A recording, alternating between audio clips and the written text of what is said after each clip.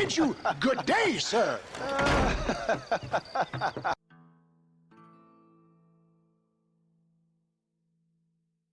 Oh, Mr. Marston, good to see you. How have you been keeping? I'm well, Mr. Mr. West Dickens. Nigel West Dickens of Eastcheap, London, New Waverly, New York, and Armadillo, New Austin. At your service. At my service. At everyone's service. At the service of science, of knowledge, of life. How are your wounds? Much, much better. But then they would be. Would be... I know a cure for all ailments, Mr. Marston. Ah, I'm sure you do. And I'm sure for just $2 an ounce, I could live forever. Oh, but for you, sir, I'd do a bulk discount rate of $1.95 an ounce, as long as you buy 100 ounces or more. That's a lot of immortality. Give it up, old man. That's Mr. West Dickens to you, boy. Give it up, old man. Listen, Marston, I'm broke, but this stuff is good. It works. I need a healthy young man like you. Come along, let's ride over to my newest customer at Ridgewood, and I'll explain while we go. Okay. Head for Ridgewood Farm, John, and hurry. There are people there in dire need of my tonic.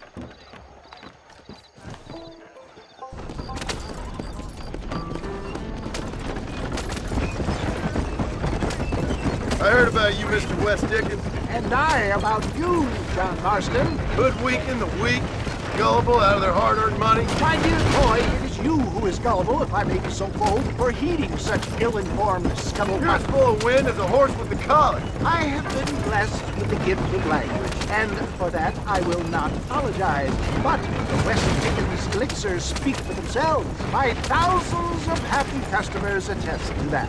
Those men trying to kill you didn't look so happy. Skepticism is the bastard child of progress, John. If my tonic is such a sham, how do you explain the fine battle in which you find me? Last time you saw me, I was knocking at death's door. Get back on the road! We'll have nothing left by the time we get to Ridgewood. You should thank the doctor for that. I reckon you were acting it up worse than it was. Act I can, John. A more convincing Othello there has never been. And so shall you, a fair Iago or Cassio make. I don't like the sound of this. Showmanship, John.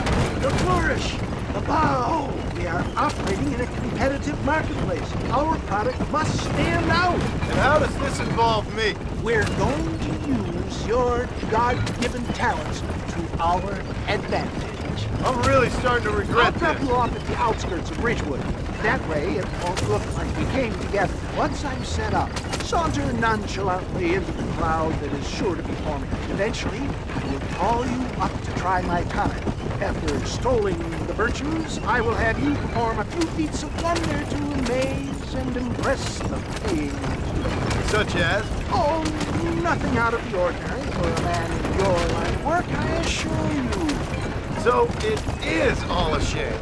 No, just a little innocent ballyhoo to grease the wheels of enterprise, that's all. Best you alight here, dear boy, so no one sees us arriving together. See you shortly, and remember, showmanship.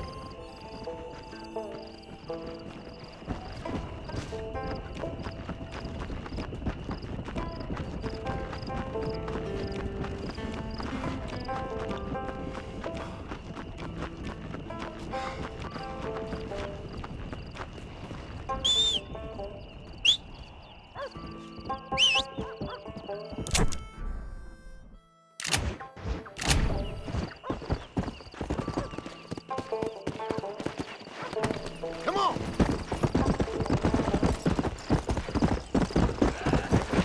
Good to see you all, my friends. Prepare to be amazed. Friends! Hard-working souls of Cholla Springs, gather round, gather round. Do you suffer from rheumatism, lumbago, acute chronic sciatic, neurologic, or inflammatory pain? Well, I represent the only company that makes the genuine article that cures headaches, neuralgia, earache, toothaches, backache, swelling, sprains, sore chests, swelling of the throats, contracted cords and muscles, anxieties and ravaged nerves, stiff joints, wrenches, dislocations, cuts and bruises, and it adds vitality and vigor to the healthy man. But can you prove it, old man? Oh, I'm sure there's some customer here who could prove the qualities of it by taking a drink right now. You, sir, come up here. Step right up.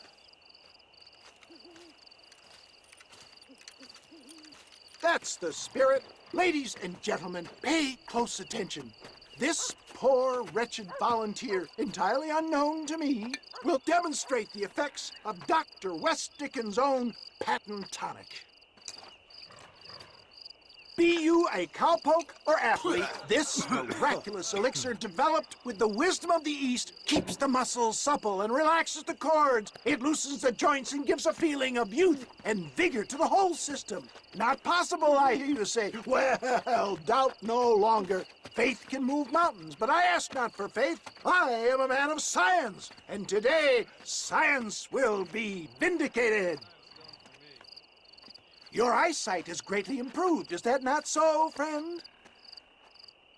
If you say so. That's right, it is. You heard him. What a good sport you are, sir. Now, gaze over yonder at that porch. If you squint, you may just be able to make out the skull that's hanging there. Go ahead, friend. Shoot that skull and demonstrate the miraculous eyesight you now possess.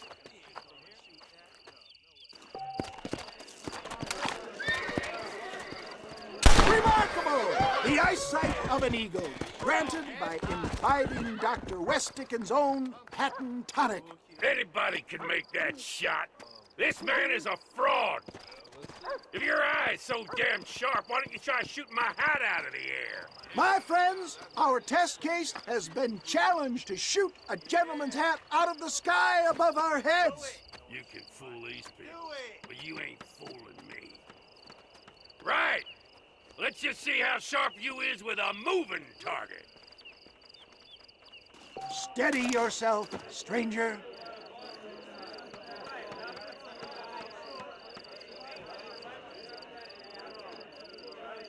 See? That tonic is a sham! Ha! What I tell you? Do not write him off yet. He is still adjusting to the powerful tonic. Well, you want to try that again, sharpshooter? Come on, then. Right, friend. Here comes the throw. Go home! Have you ever seen such an eye? Behold the power of the elixir plucked out of the sky. Hey! Hey! What? You think you can put a hole in a man's hat and just walk away, do you? Hey, it don't work like that around here, mister. Come on! Are you a man or not? A challenge of battle has been offered to our volunteer. Let the battle commence!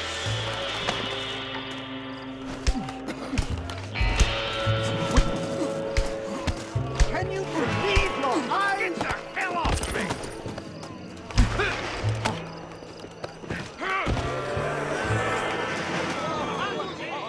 There it is! Skeptics and dissenters, irrefutable proof! Do not let this opportunity pass you by!